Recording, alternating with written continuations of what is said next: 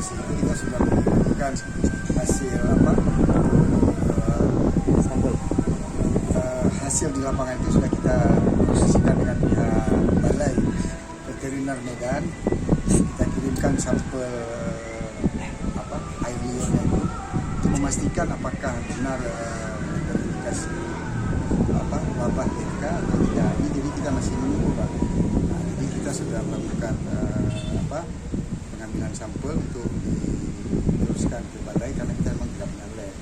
Labnya ada di Balai Veteriner di Medan. Jadi mungkin kita menunggulah sekarang sambil menunggu untuk memastikan apakah benar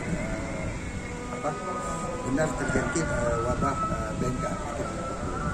Sejauh ini udah berapa ekor, Pak?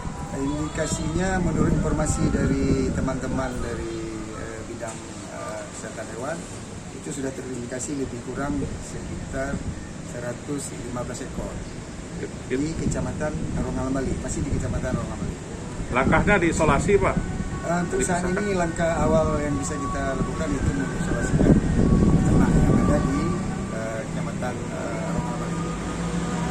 Untuk gejala-gejalanya Pak, apa